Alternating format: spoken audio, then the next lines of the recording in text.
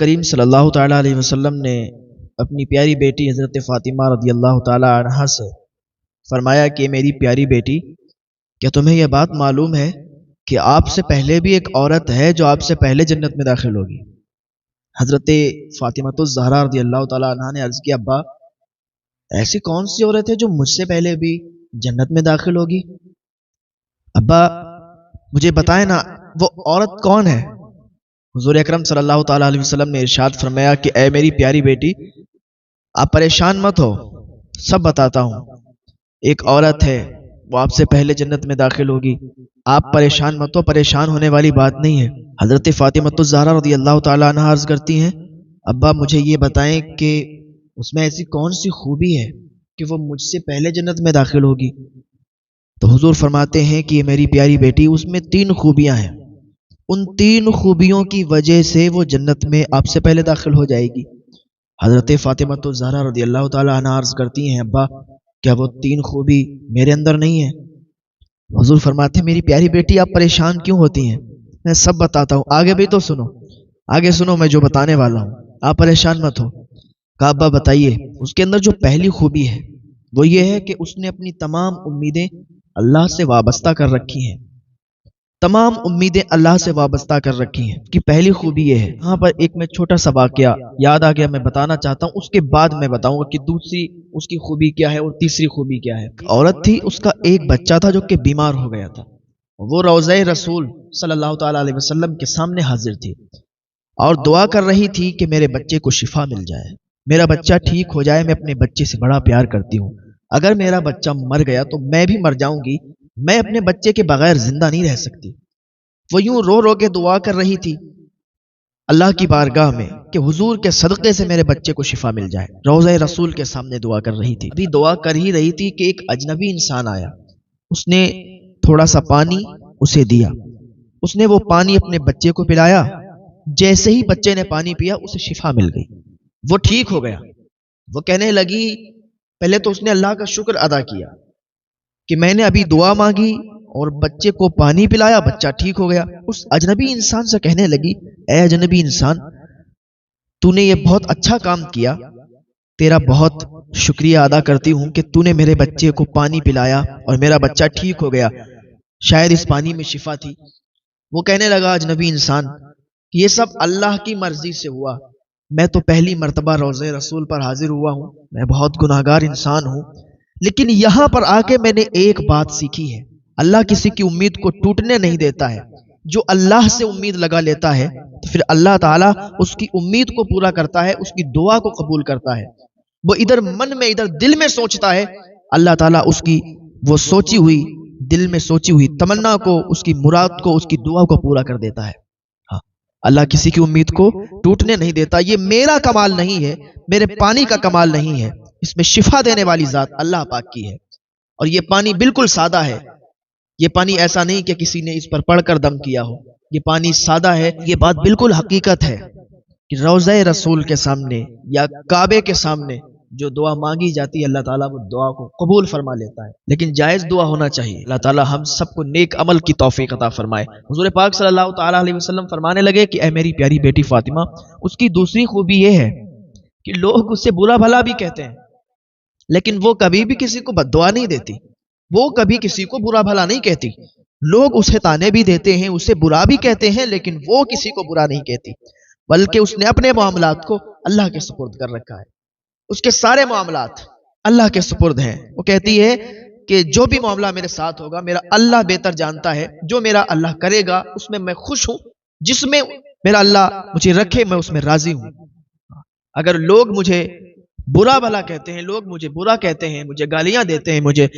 تانے مارتے ہیں، تو میں ان کو تانے نہیں ماروں گی، ان کو برا بھلا نہیں کہوں گی، انہیں گالیاں نہیں دوں گی، بلکہ میں نے اللہ پر چھوڑ رکھا ہے، میرا اللہ ان سے بدلہ لے گا۔ یہ دوسری اس کی خوبی ہے۔ تو یہاں پر میں چھوٹا سا اور ایک واقعہ عرض کرنا چاہتا ہوں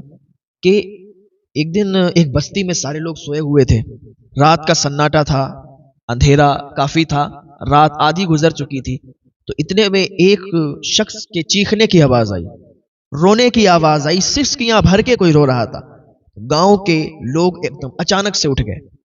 جب اچانک سے اٹھے تو دیکھا کہ کہاں پر یہ آواز آ رہی ہے، تو وہ آواز جب سنا، غور کیا تو وہ مسجد تھی جو ان کے محلے میں، ان کے گاؤں میں، وہاں سے آواز آ رہی تھی۔ جب سارے لوگ گاؤں کے مسجد کے قریب پہنچے، مسجد کے پاس پہنچنے کے بعد دیکھا کہ ایک بوڑھا شخص ہے جو سسکیاں بھر کے رو رہا ہے اور اس کے ہاتھ میں ایک چاقو ہے۔ گاؤں کے لوگوں نے معلوم کیا کہ بھائی تم کون ہو، اتنی رات میں آ کے یہاں مسجد کے اندر سسکیاں لے لے کے رو رہے ہو، گاؤں والوں کی نیندیں خراب کر رہے ہو، اگر تمہیں رونا ہے تو جنگل میں نکل جاؤ، گاؤں سے باہر چلے جاؤ، لیکن آپ مسجد کے اندر رو رہے ہو، کیا معاملہ ہے بھائی، آپ اتنی رات میں آ کے مسجد میں رو رہے؟ اس نے کہا میں تو بہت بڑا گناہگار انسان ہوں، مجھ سے رہا نہیں گیا تو میں اس مسجد میں آیا۔ کہا کیا معاملہ ہے؟ کہا معاملہ کچھ ایسا ہے کہ 20 سال پہلے میں نے اسی مسجد کے امام کو قتل کیا تھا، 20 سال پہلے میں نے اس مسجد کے امام صاحب کو قتل کیا تھا، مجھے راتوں میں نیند نہیں آتی ہے، میں نے لوگوں سے تو چھپا لیا لیکن اللہ سے کیسے چھپاؤں گا؟ اللہ تعالیٰ اپنے حق تو معاف کرتا ہے،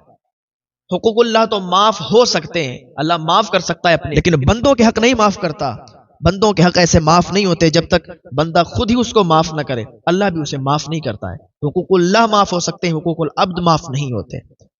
تو میرے دل میں ایک بات ستاتی تھی کہ میں نے اپنے گاؤں کے، اپنے مسجد کے امام صاحب کو قتل کیا، لوگوں کو خبر نہیں لیکن اللہ سب جانتا ہے، اگر میں لوگوں سے جا کے معافی طلب کر لوں ہو سکتا ہے اللہ معاف کر دے، اگر میں ان امام صاحب کے بچوں سے جا کے، ان کے گھر والوں سے جا کے معافی طلب کر لوں ہو سکتا ہے اللہ تعالیٰ معاف کر دے۔ تو میں اسی لیے آیا ہوں، مجھے راتوں میں نیندیں نہیں آتی ہیں، میں نے لاکھ کوشش کی چھپانے کی آپ لوگوں سے لیکن چھپا نہیں سکا، اسی لیے آپ لوگوں کے سامنے آیا ہوں، ہمیں معاف کر دیں۔ 20 سال پہلے ہم نے اپنے امام صاحب کو قتل کر دیا تھا ایک بات کو لے کر چھوٹی سی، آج مجھے بہت پچھتاوا ہو رہا ہے، اور میں اپنی ساری زمین، اپنی ساری پراپرٹی کو امام صاحب کے بچوں کے نام کر دیتا ہوں تاکہ ان کے بچوں کی بھی زندگی صحیح سے گزر جائے، کیونکہ ان پر اب ان کے باپ کا سایہ نہیں ہے نا۔ تو گاؤں والے بھی رو رہے تھے،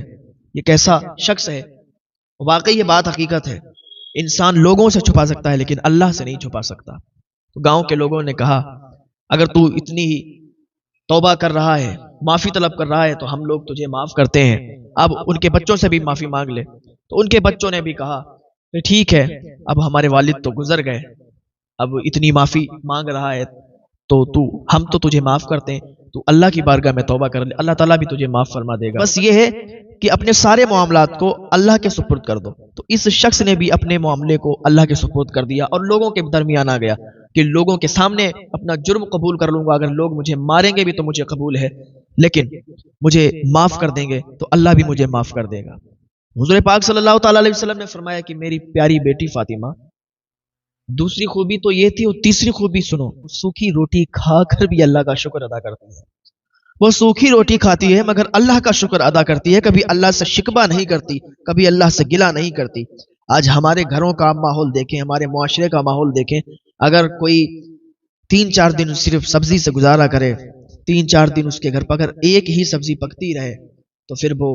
گھر والوں کو تانے مارتا ہے، کبھی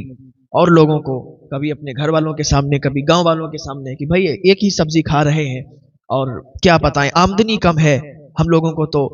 اور سبزی میسر ہی نہیں ہو رہی، ایک ہی سبزی سے گزارا کر رہے ہیں، صرف آلووں سے گزارا کر رہے ہیں، اس طریقے کی باتیں کرتے ہیں۔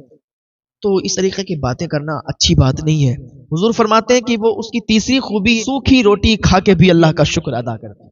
یہ اس کی تیسری خوبی ہے جو اللہ تعالیٰ کو بہت پسند ہے،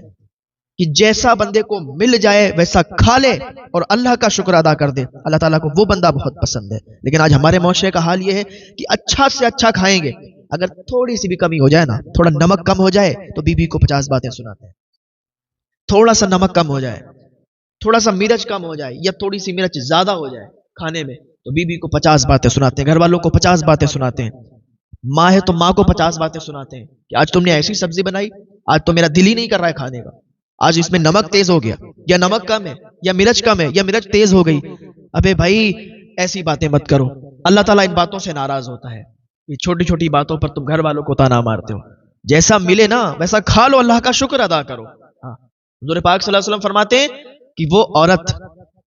کہتے ہیں میری بیٹی فاطمہ، اس کی تیسری خوبی یہ ہے کہ وہ نمک سے بھی روٹی کھا کے اللہ کا شکر ادا کرتی ہے، اللہ تعالیٰ کو یہ اس کی ادا بہت پسند، اور یہی وجہ ہے کہ وہ آپ سے پہلے جنت میں جائے گی۔ پر کیسے؟ جب آپ جنت میں جائیں گی، جب آپ کی سواری جنت میں جائے گی تو حوروں کی قطار لگی ہوگی آپ کا استقبال کرنے کے لیے. وہاں پر یہ خادمہ، یہ عورت آپ کے آگے آگے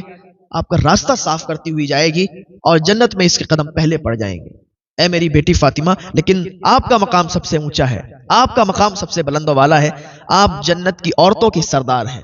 آپ کے بیٹے حسن اور حسین جنتی نوجوانوں کے سردار ہیں. تو حضرت فاطمہ الزہرا رضی اللہ تعالیٰ عنہ خوش ہو جاتی ہیں. تو یہ حضرت فاطمہ الزہرا رضی اللہ تعالیٰ عنہ کا مقام ہے.